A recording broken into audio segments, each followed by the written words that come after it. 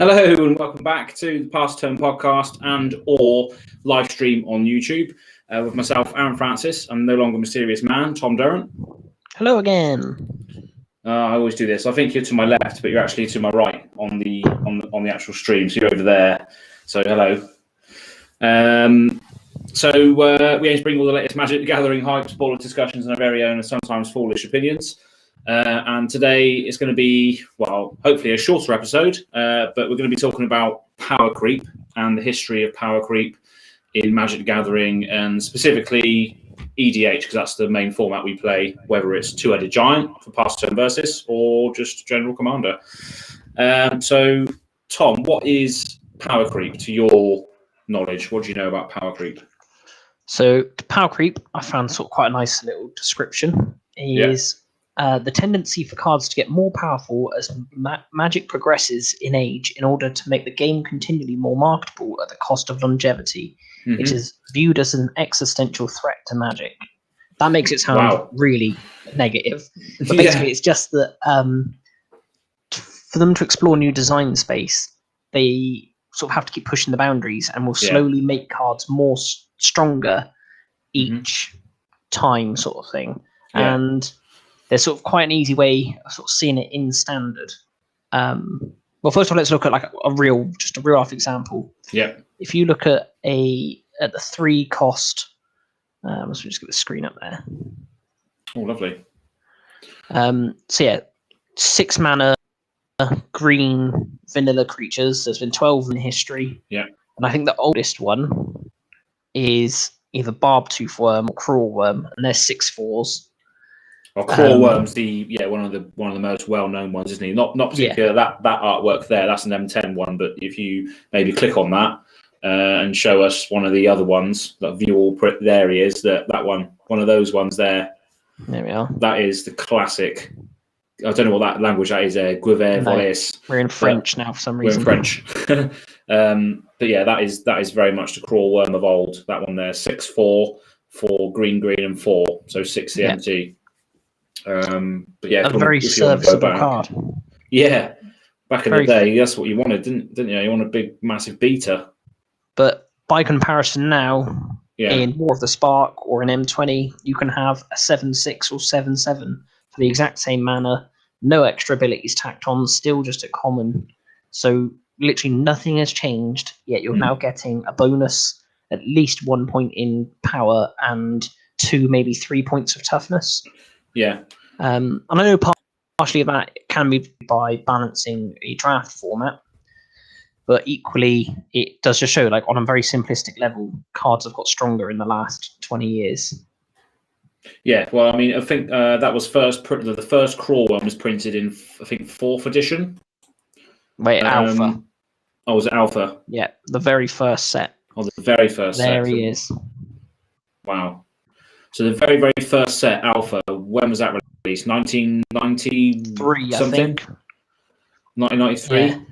Yeah. So where are we now? 2020. So 17 years it will take for them to print exactly the same mana cost, but with extra power and toughness. So in another 20 years, we're going to be able to get, well, probably sooner at this rate, we're going to be able to get, for 6 mana, green, and 4, we're going to be able to get a 9/9. Hopefully, maybe. Aaron. Hopefully. Hopefully. I remember the days when a 9/9 used to cost 10 mana. Krosan Colossus. You'd be able to Google that for me. Krosan Colossus. This is a good segue, actually, because back in the day, I thought Krosan Colossus was the absolute dog's balls. I thought he was a sick card, and he didn't even have trample. I don't think. Krosan Colossus. He wasn't morph, though. He wasn't morph, which is great. But yeah. Here we go. Look, green, and 6 for a 9/9. I used to play this in all of my decks. Even the mono blue. Even mono blue, used to put him in there. Just on the off chance I could cast it. And the flavor text was great. When it walked, it altered geography. When it bellowed, it changed the weather. That's like better than Calamax's text. Calamax says its mood changes with the weather and vice versa. So yeah, when this guy burps, the weather changes. It's ridiculous.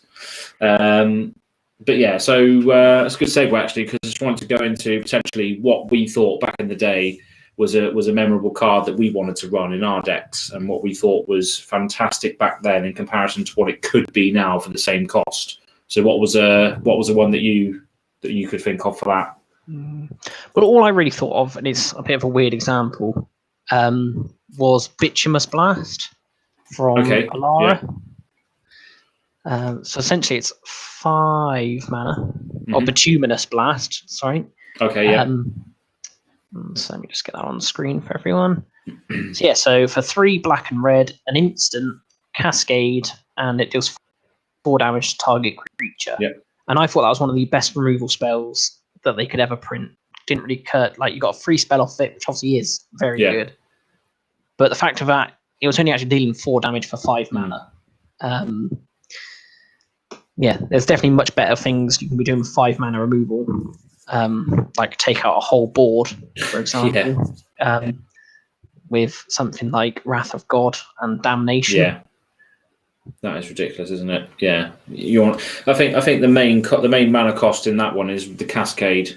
Yeah, exactly. Yeah, I know. Obviously, it's inflated for Cascade. It's not. But yeah. But it's not efficient. Yeah, it's like one of my examples for removal is a card called Dark Banishing, which I used to play a lot of back in the day. Dark Banishing was black and 2. For destroy target non-black creature, it can't be regenerated.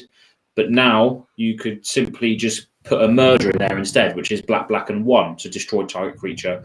Albeit it could be regenerated, but regeneration is not really a keyword or ability we see much of anymore. So that's pretty much defunct. I think, yeah, you like Feed the Swarm, another one which is ridiculous. Destroy target creature or enchantment. Is another example of something that could be a lot cheaper and more efficient than what Dark Banishing is now. So there you go. Look, 1 black and 1 other. Destroy target creature or enchantment. You lose some life, but in the formats that we play, it's hardly relevant.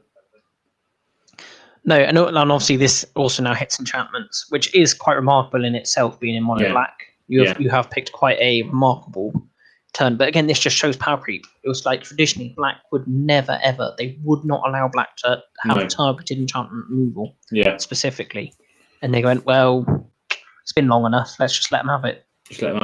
Yeah. And they sort of went into it, and I think one of the Commander products, I think, was the Madness deck in 2018. They said there was another one in there that said each player sacrifices an artifact or enchantment, so that was sort of a hoop you had to jump through in black to get that effect. But now they are just printing it on cards now, just because. Yeah, so obviously that's been printed at, I don't know if that was common or uncommon. Yeah, I think it was uncommon, Feed the Swarm. So I don't know how long it will be until they have a rare or mythic rare enchantment removal. Yeah. And with sort of the rarity power creep. I've Lord knows what a mythic rare removal spell would be for enchantment. Like black would just have destroy all enchantments you don't control. Yeah. 4 mana. Yeah, we'll probably see something like that eventually, and it'll probably be tied to the mythic rarity. Just gives them another way or another out to say, this card can do this because it's printed at mythic rare, sort of thing. Yeah. So just going back to Crawworm, actually, another example of how things have changed is if you look at one of the latest cards from M20, I think it was, or M21. Of course, it's going to be M21 because we're in M20. It's very confusing, but it's Elder Gargaroth. So he is a 6/6 for green, and 3. So this costs 1 less than the Crawworms that we were just looking at. And it has Vigilance, Reach, and Trample. So green doesn't normally fly, but this one can block flyers. It can trample its damage through, and it can stay up to block. Doesn't tap itself when attacking. And when it attacks or blocks, you get 3 of those abilities. Create a 3/3 green beast, gain 3 life, or draw a card, which is just, you can see how push that is just for the fact it's mythic rare. Yeah, definitely. I do feel that most mythic rares now are just, I don't know, just throw as many words on it as they can. Yeah. They just do not seem to stop. And it baffles me that this, Just for a long time. I'm not sure if it isn't still, but just not good enough for standard. Yeah, that's something that I just cannot really work out. I know it's true because people cleverer than me win decks without Elder Gargaroth in. Yeah. No, exactly, and it doesn't. I don't think like it has a place in Commander either, because it's. No, it's close, but like it doesn't really do Commander style advantage. It's very good at sort of 1v1 standard. Yeah. But yeah, does not impact the game in Commander that you'd hope. So it won't make it into most green decks. There's definitely better things you'd want to be doing in Commander, and it just it's a weird place to be. Yeah, it is a weird place to be. I mean, was it played in Standard? Do you know? For a long time, it was kept out by other decks. Yeah. Was it? I can't remember what decks it was that was keeping it out, but for a long time, it didn't make it in. I think it's in at the moment because there's some quite good Gruul decks. Just sort of get big creatures and fight it out. And obviously, that's perfect for that mid-range sort of game. Yeah. So it's interesting how different formats like these cards, because obviously Standard and Modern. Do they want to see things like this, like a green and 3 that does all those abilities, or do they want to see low cost cards and stuff that could push the boundaries on those spectrums? What do they want to see? Well, I think Modern is still obviously quicker, and therefore they want more sort of lower cost cards. They're looking for your sort of super impactful 2 and 3 drops. Yeah. To sort of flood the field, or sort of to gain you more advantage early on. So I was looking at just looking at the design space going forward, like, because obviously they know that Commander is probably one of the most popular formats out there now. What do they do now then? Because they want to, obviously in the standard sets, the ones where obviously the ones that rotate and what have you. I don't really play much standard, so I could be just chatting garbage here. But do they try and shove everything now into these standard sets, knowing that it has to appeal to all markets, and therefore how do they control the sort of power of those cards now then? Because that's the weird thing, like Gargaroth or Uro or Omnath Locus of Creation were just broken out of the box, weren't they, for these formats? But in Commander, not so much. It's just a weird thing. Yeah, you're right, and they do. Yeah, I still think they see standard sets as the primary way of getting cards into the whole of Magic. That's why they want them all to come through. Only when there's problematic reasons do they then go through the Commander Legends external products, Modern Masters and things like that, sort of, to try and bypass standard. But I think in Wizards' ideal world, by that I mean Wizards want to make the most money, they would put every card via standard, I feel. That then, because like if I buy packs for my Commander decks and then I've amassed a load of cards, I think, I might as well play standard as well now, if I've had to buy them all through standard sets. I feel that's sort of how they'd want it to be in the most sort of perfect form. I see that they obviously have their additional products like the Commander sets and the Master sets, and I know they've been not purely made, they have been made to make money, and they do make a lot of money, I think, because it's purely the factor of it's different. Because these cards aren't in standard, they aren't in standard. I think it's that reason that it sort of drives things forward. And I think also, I was watching a few things on YouTube, and people, like, for instance, the Ikoria Commander sets, that's where Fierce Guardianship was printed, wasn't it? It was printed in the cycling deck, the Gavi Ness Warden. So just a bit of history on that. Obviously, all the Commander decks came with a card that say, you can cast this for free as long as you control your commander, like the counter target non-creature spell, prevent all combat damage that will be dealt to creatures you control. What was the other one? Exile target creature for 0 mana. Did you say the counter spell one? Yeah, the counter spell one as well. Yeah, counter target non-creature spell. Fierce Guardianship. Or Guardianship, should I say. those were obviously printed for that particular set, and people just bought the decks for that one card. Yeah. Especially that Fierce Guardianship. And you can't get those anywhere else, but I feel that those are way too powerful. And where do they go with cards like that are specifically printed in the precons that you probably won't see again? How do they then get better than better than that? Do you know what I mean?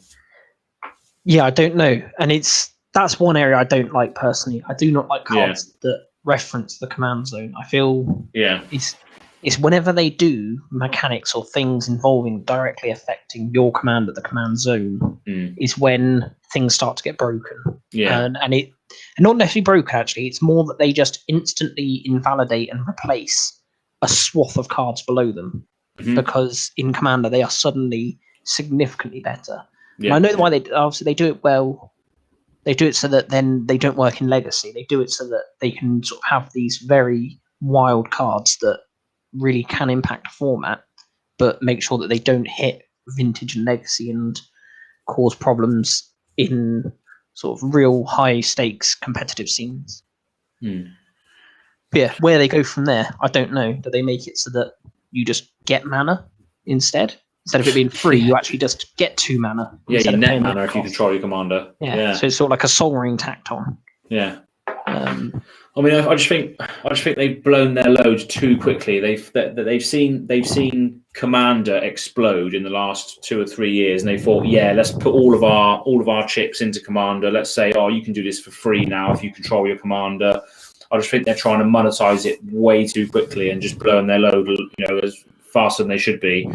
A good example of cards that were released recently. So the precons that are coming out with Commander Legends, one of them is called Armed for Battle, which the video I did on this is now on the YouTube channel as well, if you do want to go check it out, if you are watching this now or later on down the line. But one of the cards that were in there was a if you control your commander sort of clause, but it wasn't as broken as these cast it for free. So what I'm talking about is, let me just get it up. I'm trying to find it now. So Armed for Battle was basically a Boros equipment and enchantments deck. And the card I'm talking about is Timely Ward. So if you wanna get that up on the screen, people can see it. But Timely Ward is an enchantment aura, and it costs 1 white and 2 others. And there's no way of casting this for free. And it just says you may cast this spell as though it had flash if it targets a commander. And then it says enchanted creature has indestructible. So it doesn't cheat the mana cost. It just allows you to play it at instant speed if you do control your commander, which is a nice little trick to have up your sleeve, but it doesn't break anything, I don't think. No, definitely not. Definitely this is a more fair way of doing it. Yeah. I'm still on the side of this still I don't feel is appropriate. Like if there's the best sort of word I can use for it, is that I'd just rather if they just didn't do that. Have it that it gains flash if there's another clause to be met. I understand exactly why. I understand 100% why they've done it. They want it to be so that it protects your Voltron style commander, or just commanders that are integral to your deck. And they want you to give you the bonus of you sort of like trying to run your commander out and things. Yeah. So I understand exactly why they've done it, but I just sort of wish they hadn't have gone down this route. Or so ideally what you're saying is you don't want to have cards actually reference your commander or the command zone, basically. No. Rather, because I mean, ultimately, Commander was built. It wasn't built to have these interactions with the said commander or with the said command zone. It was just basically a bunch of cards that you had to throw together within your commander's color identity in order to make it work. So the fact that they're now Wizards think, we now can make loads of money out of Commander, we'll start monetizing not only the commander itself that you choose to have, but the command zone and everything else that sort of interacts with that space as well, I guess, isn't it? And that's why they're printing all these ridiculously powerful cards that interact with that space. Like Diamond Lotus. What's it called? Mox? Diamond Lotus. No, it's not Mox. Jeweled Lotus. Jeweled Lotus, that's it. Yeah.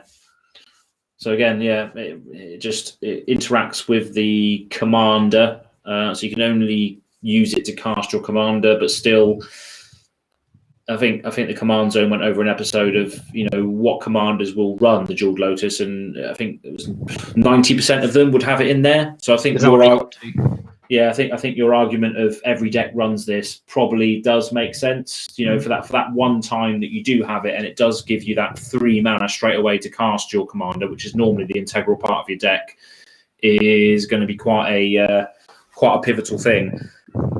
But I sort of think of it in the same sort of way. It's like when you first learn that, because I remember I went through this with a friend. I was like, I don't really understand what's the point in playing like card draw spells, particularly in the draft environment. I said, I don't really know why you'd waste a slot playing a card draw spell when you could just throw another creature in.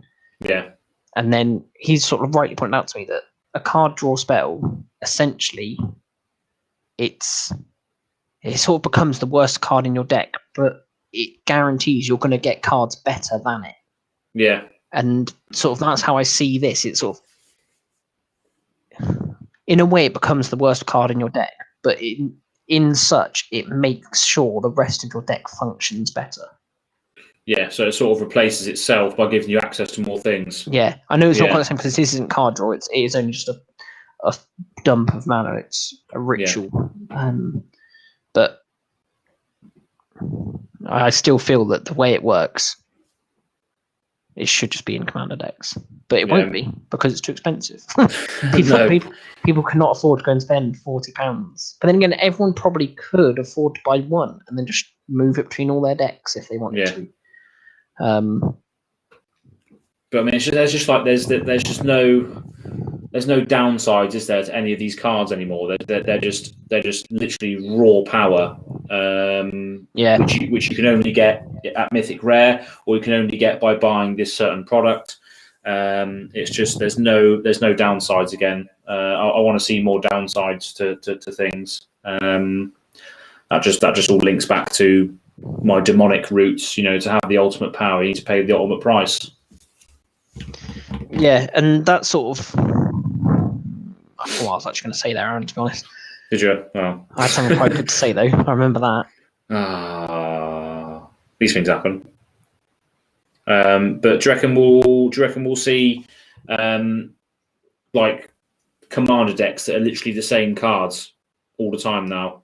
And obviously we'll see a lot of older cards that are more power crept versions of older cards will just fall out of sync. We just won't see them anymore because there's just strictly a better version. Oh, definitely.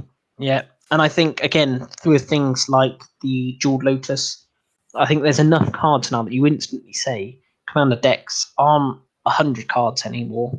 They are 90 cards plus a 10 stock. And then especially if you include certain colour combinations, that can increase fast. I don't know, did you say 20, 30 cards in every deck now? If you're playing it for the purpose to be the best deck it can be, should you not have a stock 30 cards that you just shift around? Yeah. Then plus a mana base on top of that that's optimized.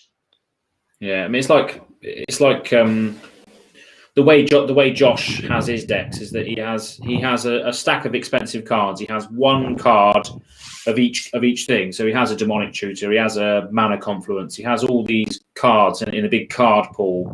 And whenever he builds a new deck, he just switches the cards out of that card pool to make sure he's got the most optimized card. But when does that mean that it's not a unique deck anymore because it's just the same cards? Yeah, at what point does his stack of cards become 100 cards? And that's just his deck, maybe with different commanders. Different commanders, yeah. I know obviously that will never actually happen because I know that sort of there will always have to be synergies in a deck to make it really work. Yeah. But I do feel if you maybe just put the 100 best commander cards in a deck, I don't think you'd go too far wrong. I reckon you'd still smash a lot of games. It's only when you come up against people that have then got a lot of synergy. But I feel that the best cards have enough disruption that you probably could still break a lot of other people down. Oh yeah, definitely. Yeah, it's just I just think when you're trying to, I mean, I guess that's. I don't really do this. I'm not sure whether you do this or not, but we don't really. I don't really adapt to the meta that I'm playing. So I've played Josh probably about 100 times, and I still do not put graveyard hate in my decks. I don't know why I do it. I just choose a swamp over a Bajuka bog, and I know it's not the right decision. But yeah, no, I know what you mean. Like when you have the same, we play the same 5 people, and our pool is growing bigger and bigger as we sort of speak. Yeah, yeah. But we play the same sort of people, and still, I'm the same as you. I'm like, it's not until I sit down, I go, I still haven't got any enchantment removal in this deck, have I? Oh dear. That's what I mean, though. It's just like it's like you want to play your Corona False God Allies deck, which just doesn't have certain answers, but you just want to have an extra ally in there for the sheer fact of just going mega tribal. And I'm the same. I'd rather have a Shivan Dragon than a Beast Within in my dragon deck, because I just want more dragons in there. And yeah, it's just all about adjusting to your meta in some cases. But I don't even know where we were going with this, but. Yeah, you should really adjust your meta, and hopefully that does self-correct some of the problems that Commander does have with these ridiculously powerful cards. Can we quickly go back to the bit I forgot? Yeah, definitely. So you said about cards having 0 downsides. Yeah. And all it was, it's not even worth this build-up. It was just downsides aren't downsides anymore. No. Like when they have cards and it's like, oh, but you have to lose 2 life. It's like, yeah, because you're playing a deck that you want no life on for some reason, or when you lose life, something happens, or it says like, oh no, you've got to mill 4 cards. Oh, good, I want a graveyard full of cards. Thanks very much. Yeah.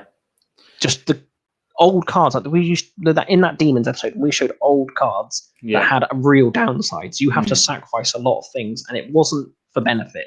No, like it was like literally just get rid of your lands and you're not playing Magic anymore for the rest of the day. And I was like, oh, okay, cheers, Demon. Whereas now it's like, ooh, Demon, maybe I have to lose 2 life for you to give me 4 mana. Ooh, sorry. It's like, oh yeah, cheers then, bye. Yeah. What card is that? I don't know what card that is.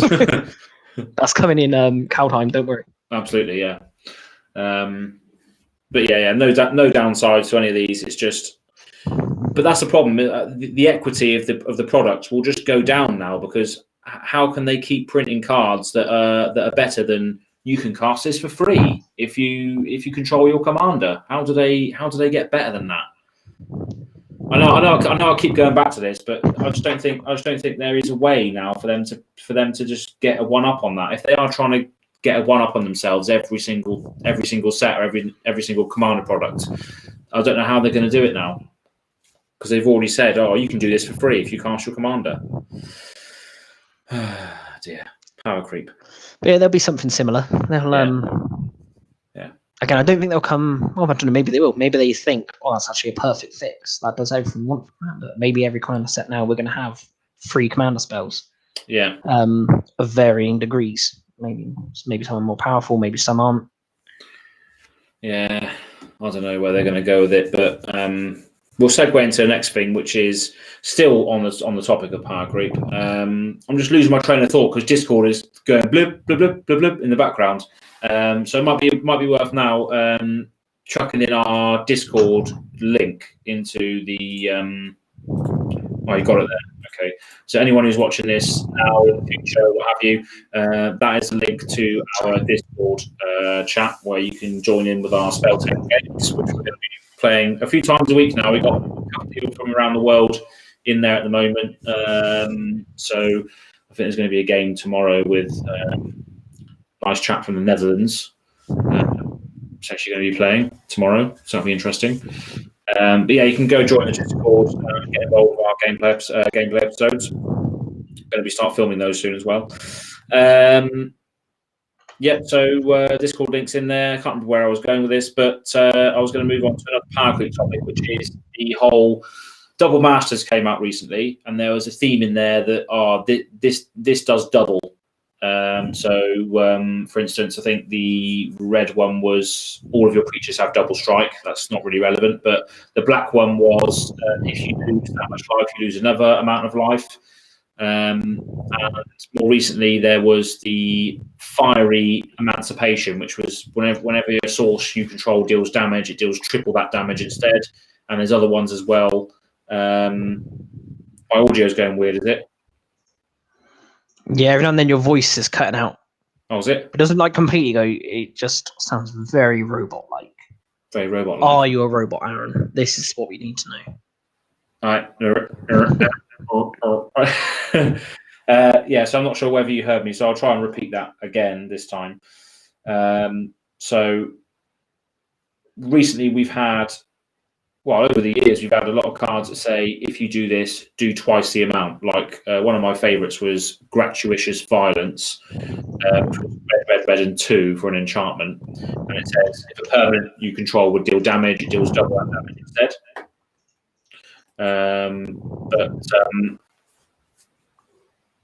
Can you hear me now, yeah? Yeah, it's still doing it a bit, I must say. Don't understand why it's doing that. No. God, this Discord chat is going absolutely off right now. I need to mute it because it's really distracting me. She's like in my ear. Just turn it off. Momentary lapse in the podcast while I turn off Discord. How do I mute the notifications?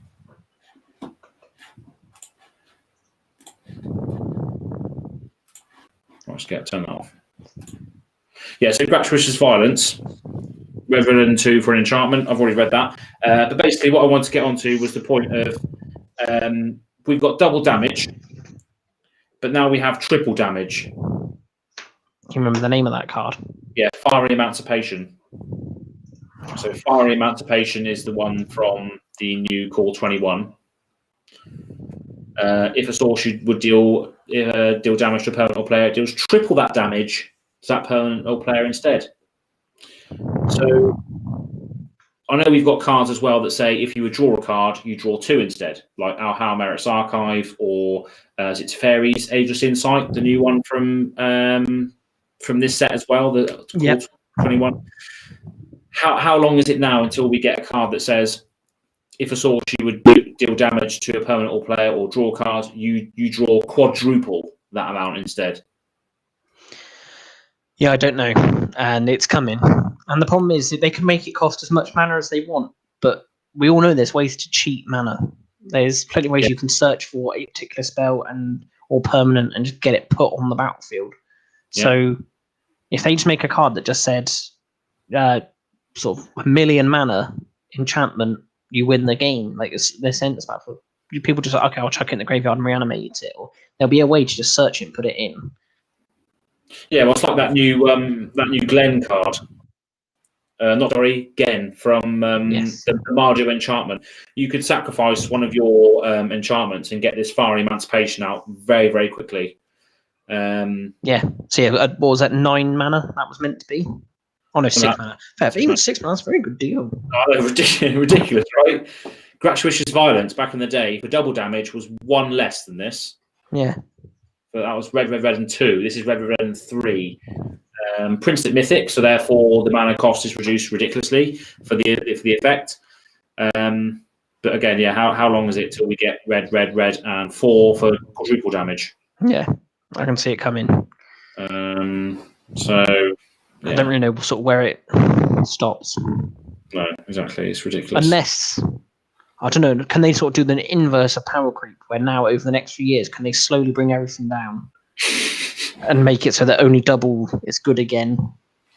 And I don't know, but then the problem is they have the argument of then people say it's boring, things aren't as powerful as they used to be, it's not as good. We're playing with underpowered cards. Make Magic great again. Yeah, exactly. That's what it'll be, and then you'll all realise what great was. Yeah. Exactly. It's like the golden age now. Well, the old age, like before War of the Spark, before all of these fancier collector boosters and stuff came out, we didn't realise how well we had it back then, where there was nothing but just normal cards. There was foils, but there wasn't anything else like collector's editions or secret layers. There was none of that at all before that time. No, yeah, look at this here. Like this Fiery, it's only been print once, and there's 4 copies of it. Exactly. So that's normal. Yeah. You can get full art version. Yeah. There's a promo from pre-release. Yeah. And then there's another promo, which I guess is in the prize packs if you win anything. Yeah. And obviously, I guess all of them, probably the promos always come in foil, but both of these two versions could also come in foil. Yeah. So there's like 6 different copies of one card that's only been printed once, technically. So yeah, that's what I mean. It's ridiculous. I mean, it's good for people to have options as to how they want to pimp out their deck and what have you, but it's just. We had a great period of Magic, and now it's going for a bit of a transition stage. Obviously, Walking Dead cards and all that sort of stuff. But we digress from the actual conversation. But yeah, power creep is absolutely real. And I've got another historic card from my backlog that I used to play a lot of. So I'll just delve into that quickly as well, just to get back on the power creep theme. So one of my pet cards back in the day for an old Angel deck was a card called Angel of Retribution. So if you type that in, Angel of Retribution, and share it with us all. There he is. Look. 7 mana, so white and 6 for a 5/5 flying first strike. So originally this was in Torment back in the day, and it was a rare back then. And then when it was reprinted in Battle Bond, it's now an uncommon. And for exactly the same mana cost these days, you can get Achroma, Vision of Ixidor, the new Achroma, which is white, and 5. So exactly the same converted mana cost for a flying first strike vigilance trample at the beginning of each combat until end of turn. Beginning of each combat, not just your combat, each combat. Each other creature you control gets +1/+1 if it has flying, +1/+1 if it has first strike, and so on for double strike, death touch, haste, hexproof, indestructible, lifelink, menace, protection, reach, trample, vigilance, and partner. And it has partner as well, by the way, which is a new rule which allows you to partner it with another commander if you do have one in the command zone. It's not a new rule, though, Aaron, is it? That's a lie. Don't lie to the people out there. Oh well, yeah. Well, it was new in comparison to the Angel of Retribution, which is just an absolute. An absolute feather on Achroma's wing in comparison. Yeah, but it is. You know my feelings towards new Achroma. Achroma plus Kamal. Yeah, is the direction we're heading, folks. Yeah, and it will be bad. Don't worry. This isn't like power creep to show you. Oh, look how amazing Tom's decks can be now. This is power creep as in Tom still doesn't know how to build a deck, and it will just be stupid creatures that he wishes he knew how to make better. No, that'd be quite fun though. If you can get away with casting either one of those, it can only go well for you. I think.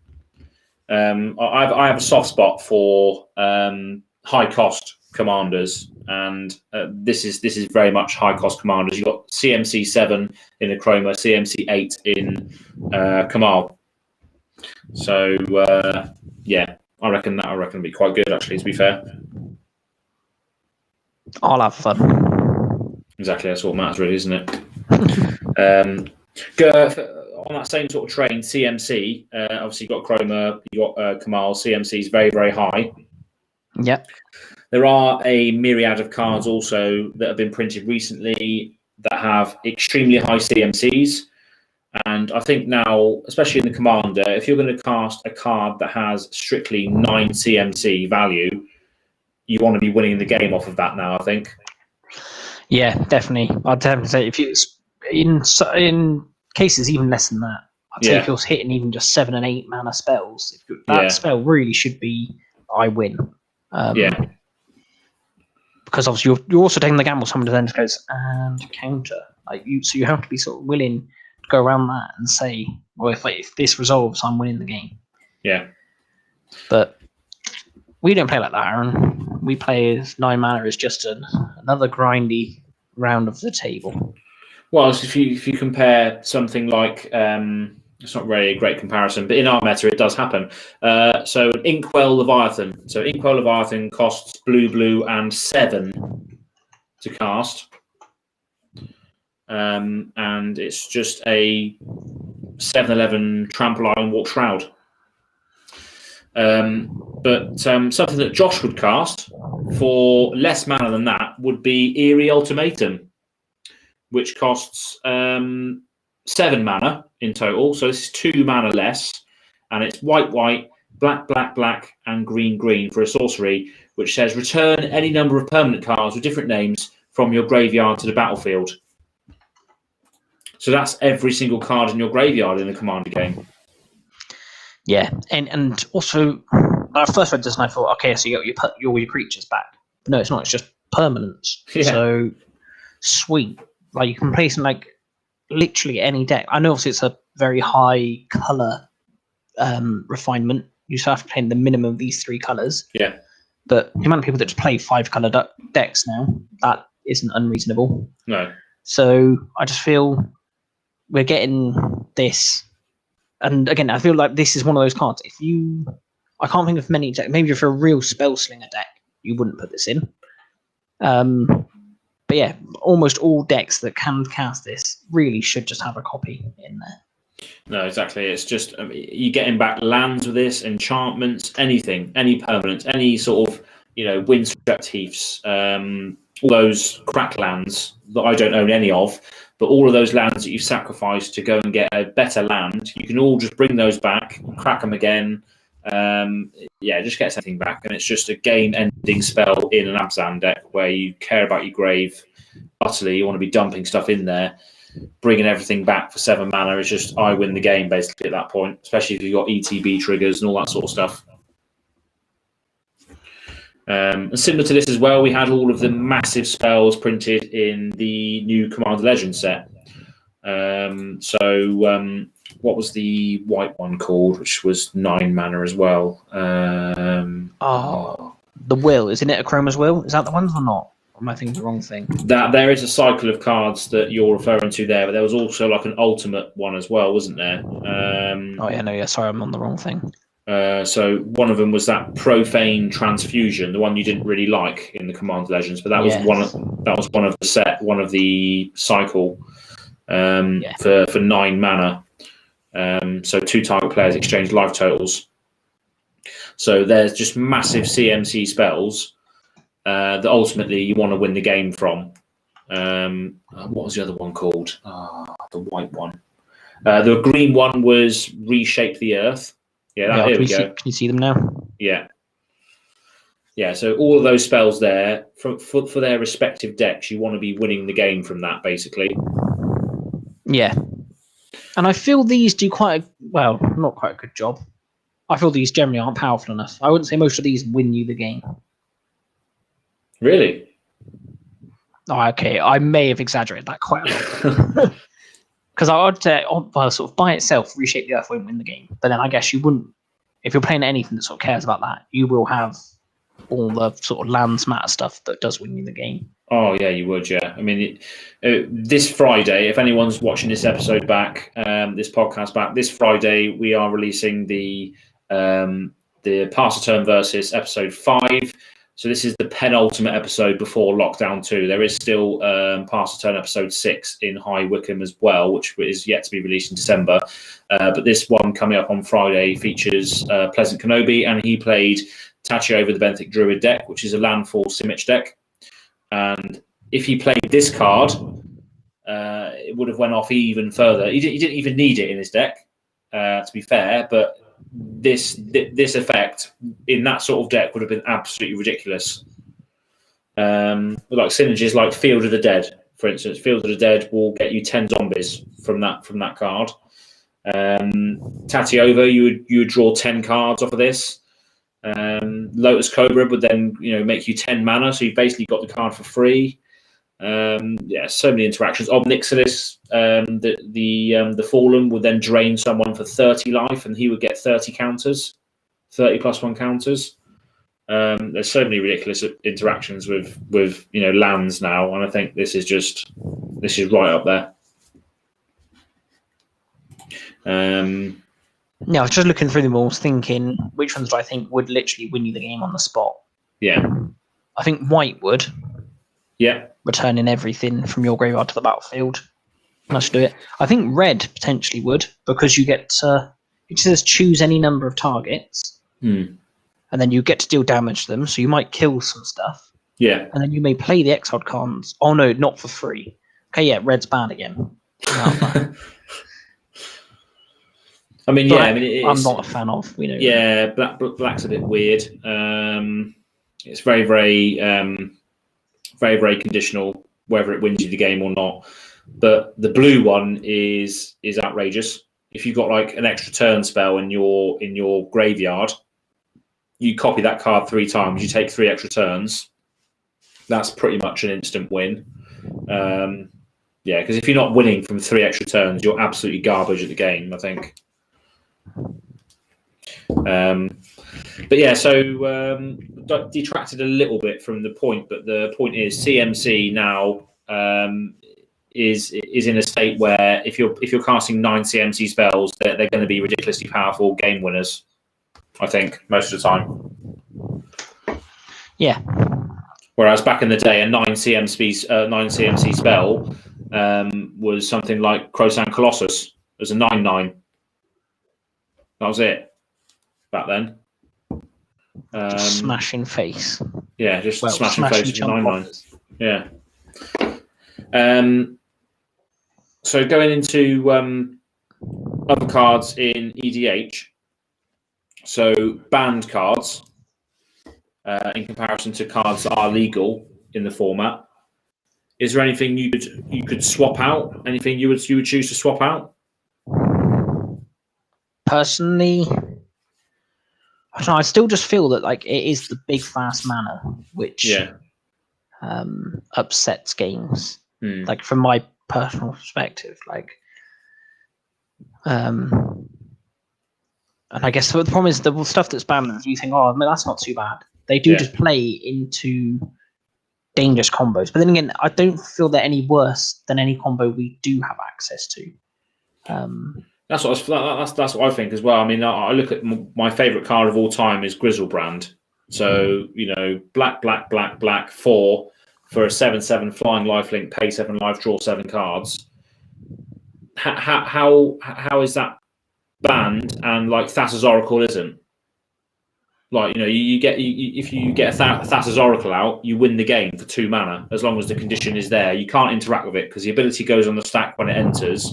So the only way you can really interact with a Thassa's Oracle win is by stifling that ability. So stifle is like a counter target ability or something from a creature, but that's not very interact. There it is. Look, when it enters, look at the top X cards. That ability goes on the stack. So then you can't interact with that ability then, basically, unless you stifle it.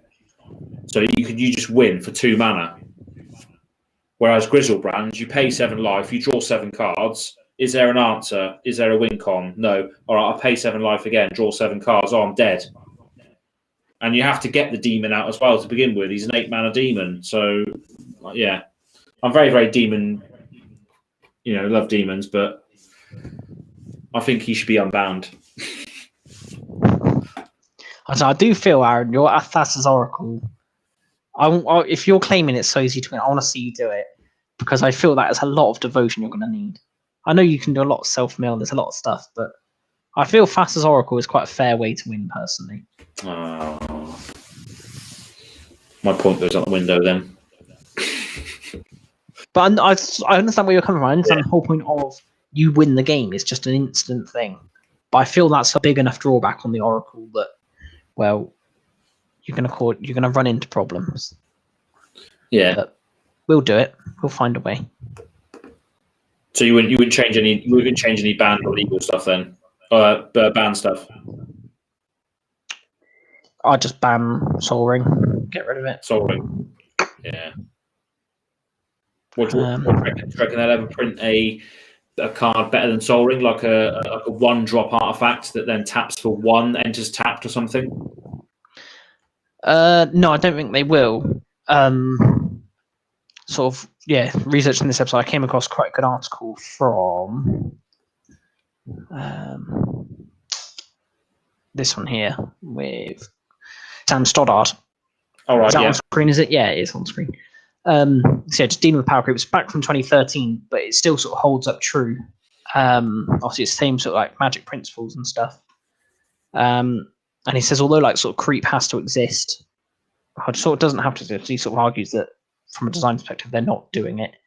But there's certain rules that they realised sort of were broken, and maybe like this argument of like triple going to quadruple, maybe they realised that it is broken and they can't do it.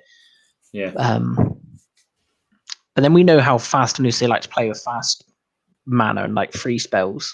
So yeah, okay, I'm on board. They will print a improved Soul Ring within the year. Do you reckon? Yeah. Like maybe not actually within the year, but like half Soul Ring. Yeah. Basically, play it for 1, taps for 1, ends tapped.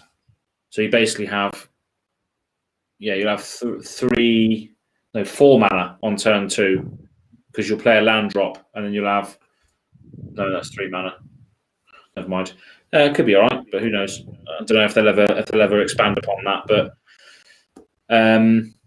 it's a very, very real thing, and I think it's going to be interesting to see where it goes from here. And how they design around it, because obviously they want to release cards for all players now in different blocks. But how does that morph the format of the standard meta, or how do they balance it all out? It's just all questions that I think is going to be interesting to see the answers for, really.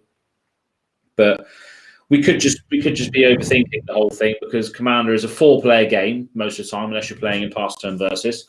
But most of the time it is a 4-player game, so you'd expect, as long as your meta behaves correctly, to adjust to the people that you play with and the situations that you find yourself in on the table, I guess. So these overpowered cards could still be leveled out, because you've got essentially 3 players to deal with that ridiculous start in a regular game, that is. Yeah, and it has shown it's sort of within each individual game, it is quite self-regulating. As soon as someone pulls ahead, obviously everyone knows it. You just sort of know that you have to pull them back.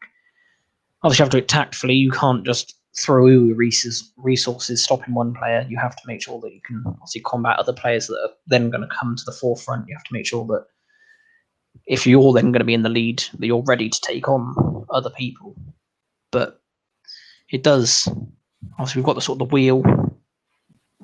So you constantly have different players on top, and then they'll get taken down. The next one takes their place. Because it's just, inherently Commander is broken format anyway, isn't it? It's just the whole printing cards that then reference your commander or the command zone. That is when it starts becoming ridiculously powerful, especially in that game, in that type of game. Yeah. Well, so for me, it's not even necessarily the power in that instance of them printing the cards. It's more that when they do it, there's a high chance that it's just knocking out cards below it. Yeah. Like Arcane Signet instantly made all the other signets not really, not as good. Because you could play your Arcane Signet in all your monocolored decks, and any multicolored deck that was at 2, it was just a copy of, so it was just as good. Mm. And if you then had 3 colors in your commander, it's then significantly better. Yeah. So they've printed 1 card that just references the command zone, and it knocked out 10. And I just feel it happens more. Like every time they print stuff with commander in the title, it can instantly say, okay, right, that now does just replace these other ones. You don't need to play them anymore. And it happens a lot other way, like just in general. Just there's when they print other cards. I see it quite often when like a new set comes out, and there's just literally just side-by-side comparisons of, you don't need to play this card anymore because this one's now better. Yeah. Yeah. It's like the comparison we made earlier between and Feed the Swarm. So Feed the Swarm now hits 2 things, creature or enchantment. You do lose some life, but it costs you 1 less than murder, and it hits 2 things, but which Black can never do. So it's just all those other cards that are before that then just don't appear in deck lists anymore. Sort of similar to that vein is Infest. Yeah. I thought so Infest is down here somewhere. So Infest was 1 black sorcery, all creatures get -2 monster end of turn, serviceable small board wipe. Yeah. Now there's stuff like Golden Demise, which is same cost. All creatures get -2 until the end of turn. But if you have a 6 blessing, when your opponent's creatures get -2 until the end of turn, or you get Flaying Tendrils, where they now exile the creatures, not just kill them. Mm-hmm. So there's just a handful of things where Often then there's more like variations. There, Pestilence Haze, you can now do it to Planeswalkers instead, if you'd want. And then there's obviously all the builds where you tack it onto a bit more mana and you get a big worm with it, or another mana and you can get riches on the other side. Yeah, so I mean that's just again extra abilities for exactly the same mana cost. Is that because they can't be bothered to design a new innovative card, or is it more of are they trying to theme it differently with the set that it's coming out with, like that Splice onto Arcade, the one that was up there, that was obviously designed to fit in with a certain theme. So yeah, ultimately it's exactly the same card, exactly the same mana cost, but it just does something extra that the other one didn't.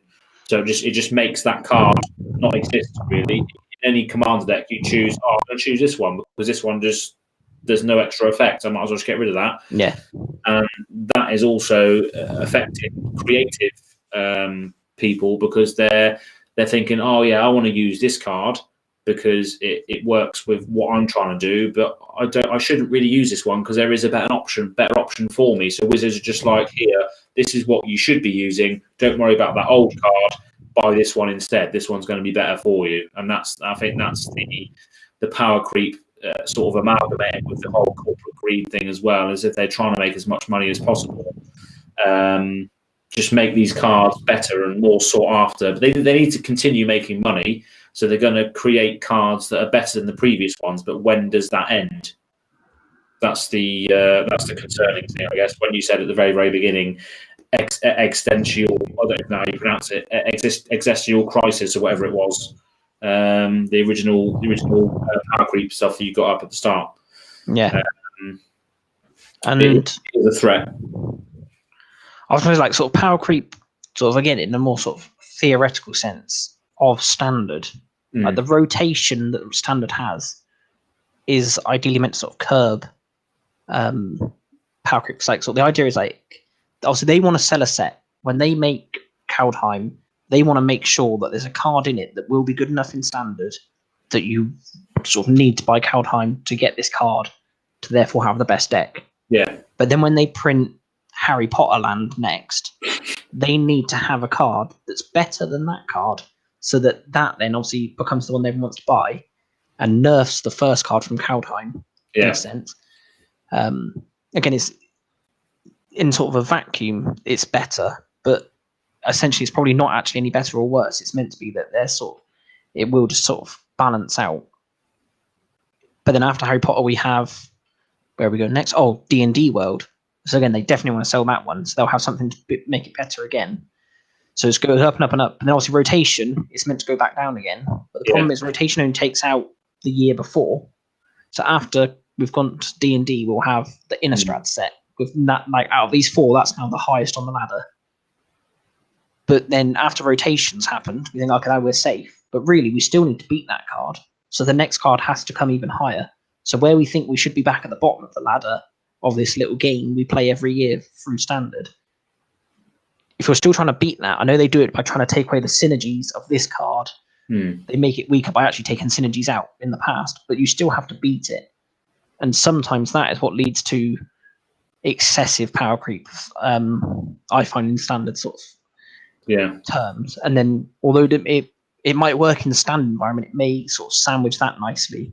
But I do feel the trickle down effects into Commander is when you end up with too much redundancy and too much, or like says we were just talking, I feel that's where sort of that all comes from.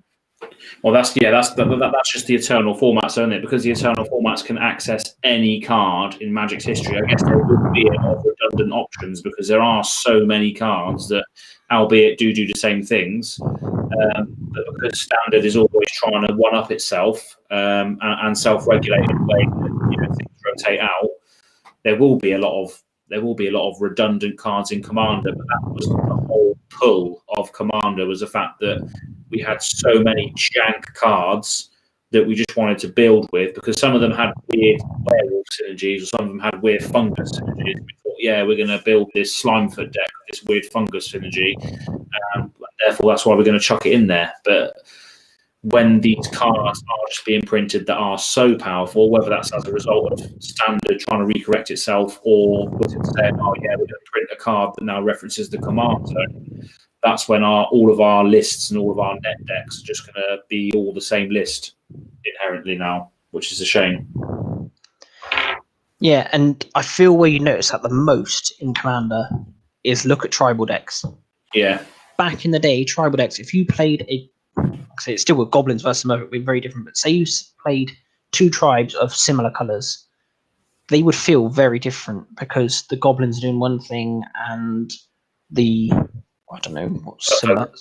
Yeah, Merfolk is doing something completely different. Yeah. Whereas now, all these decks, and also like most of them now, they've printed a 5-colour general. Yeah. To try and make it so you can play 5-colour versions.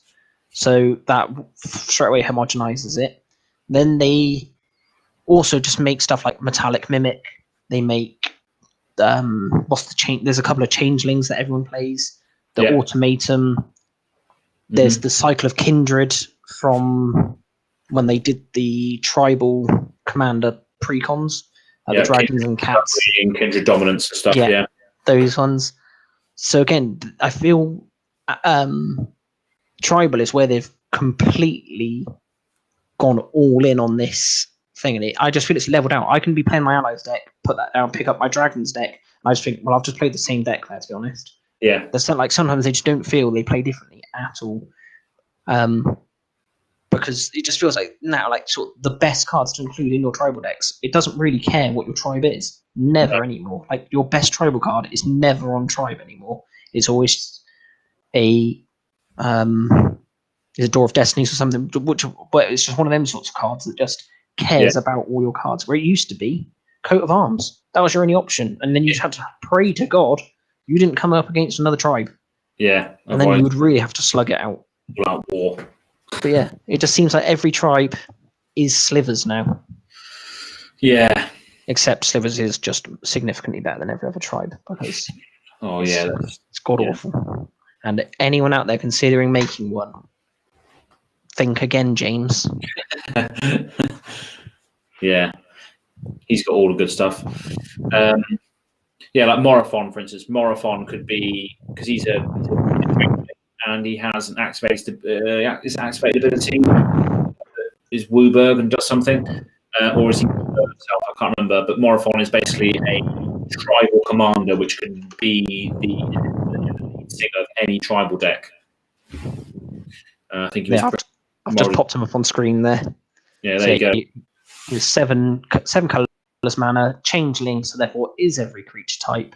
When he enters, choose a creature type. Spells of the chosen type cost Wooburg less cast. This effect this reduces only the amount of coloured mana you pay, and they get +1/+1. So yeah, he is 7 mana, but yeah, this is it. Literally every tribal deck should just run him as the leader now, really. Definitely. Yeah. There's no variance, is there? It's just like they say, this is it. This is your tribal commander now. This is what you should be playing. And you're sort of stupid not to, because if you wanted to have all of the options available for that tribe, you want to have all the colours. Yeah, definitely. Because even if your tribe doesn't have any creatures, like say you're playing vampires, as far as I'm aware, there are no green vampires. Would you not like a Crater Hoof in your deck? Yeah. Exactly. Like you're like, okay, so I'll just throw it in there, and then there's just the chance I can just smash you all in the face, and I've just won for sure then. Yeah. Because I've got enough vampires. Like they can vampire you out, they will drain you down, but just in case, we're gonna smash him with Crater Hoof. Yeah. And then you get that whole issue of it's then not a vampire deck because you're smashing face with Crater Hoof. It's just like flavor. Just a hoof deck. Just a hoof deck, yeah. Just a But again, I know why they do it. They print whatever his name is, Morphophon. Yeah. They print him purely so that then if you want a weird tribe that doesn't really have much support, you can now make it work. And that's cool. Like I know why they do it. It's to give the sort of unknown tribes their fun little way of doing it. But no one does that. No one goes, I'm now going to build... I can't even think of a weird tribe that has literally no support. Insect. insect tribal. No one looks at Morphle and says, I'm going to make insect tribal. They think, oh, I'm just going to make my dragons deck better. Yeah. Dragons is awful, though. Don't play dragons anymore. There's no reason for that, unless maybe slimline it down to maybe just 2 colours. Maybe that'd work. I don't know, Aaron. Maybe you should try that out. Yeah, you'll see that. Spoiler alert, yeah, that is it's done quite well, actually. The aforementioned Ataka World Render deck has played 3 or 4 games. It's won 2 so far. Then Slivers better watch out, Jim. Slivers watch out. So there's so many points on how cards have evolved, how cards have changed from old to new, and how they are still going to continue to change. And they're still going to keep doing it. Just watch the creep over the next year or so, and you will see just more ridiculous cards being printed. So where do they go from here? Do they try and print even more powerful cards, or do they take a step back and think, right, let's try and sort of curb this now, because we're going to start doing ridiculous stuff now? Well, worryingly, they said Eldraine. They said when they released Eldraine, they said that's like a new high level power bar that we want to aim for. They said we used to aim just below it. We think this is where we should be. And rather worryingly, that they said that when it was released, and obviously they work at least 2 years ahead. Stuff that's 2 years ahead is near enough cemented in, I think. Right. Is what they say. Yeah. So I think for 2 years, well, Eldraine's been a year now, so we've still got at least 1 year where stuff is probably just going to be a bit busted. Right. Wow. Yeah. But then, like I said, they might just think, oh no, we'll just slowly just drip it all down until a 4-mana 2/2 is acceptable. Yeah. People are like, oh, thank you, Wizards, for giving us a 2/2. Don't worry, guys. Oh dear. Is there anything else we want to address? No, I think I've ranted long enough today about power creep. I think we have as well. Yeah. It's been a good little discussion. No, it has. Yeah, it's a bit one of the shorter episodes we do, but every now and again we just have a bit of a rant, don't we? And just don't really have a structure. Just whatever comes to the table that day, I guess. And today was power creep. So that's pretty much all we have time for today. So thank you very much for tuning in. If you want to buy any cards, we didn't even mention this at the start. We should have done. If you go over to Level Up Gaming, they're a fantastic local game store in Bournemouth. Obviously, local game stores are struggling at the moment because of the lockdown, but a lot of them are still doing online click and collect. And this particular store we went to for Past Turn Versus 3 in Bournemouth. They gave us a discount code, which you can get 2% off your order if you go purchase anything from there. So Magic the Gathering, singles, accessories, board games, Dungeons and Dragons, Warhammer, sealed products. You can get some money off, and you can support a local game store when you do it, and support us as well, which would be good. So go and do that. Yeah. But any local game store, really, that's the message we want to try and get out there, isn't it? Yeah, definitely. Especially this time of year, if you're asking for Christmas presents and stuff, tell people not to go on Amazon. Yeah. Oh, my local game store is this. Just go to that website, buy some Commander Legends packs or booster boxes, whatever it is you need. Just say, could you buy it from there, please, rather than Jeff Bezos's money-making machine. No, exactly, yeah. A lot of stores do have the click and collect. They're still in store, even though they're not physically open. They're there waiting for you to go and collect your games, and they're there, waiting to give it to you. And they still want to offer that service. They still want to offer that friendliness. So definitely just help them out during this time, because it is difficult. Hopefully, it doesn't go on for longer than intended, especially here in the UK. I've been speaking to people in America as well, and they're going into another 2-week lockdown. I'm not sure what that's going to achieve. Just a 2-week lockdown. No, it doesn't seem quite long enough. Quite long enough. But yeah, the West Coast of America are going into a 2-week thing. But you just need to support your local game store, because that's where all the magic happens. No, you said it. Vince didn't like my jokes either, but you'll see that on Friday when it comes out. Fantastic episode, Past Time Versus.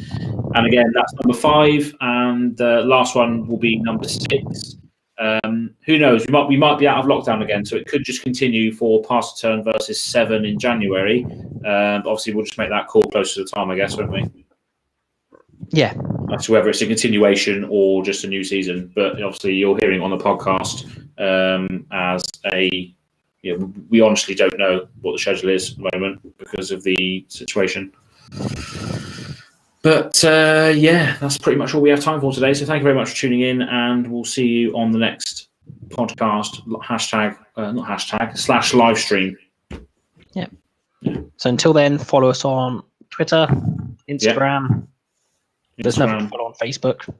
Not Both yet. of them just Pass the Turn or Pass _ turn. But just find it. We're on Spotify. We're on Spotify for podcasts, and obviously this video, if you're hearing it on Spotify or SoundCloud or one of those distribution platforms, you can go over to YouTube and just type in Pass the Turn. Will be the first one that comes up, and go and subscribe over there if you want to see some more videos, and hit the little bell notification if you want to be notified. But thank you very much for watching / listening, and we'll see you on the next one. Bye. Bye-bye.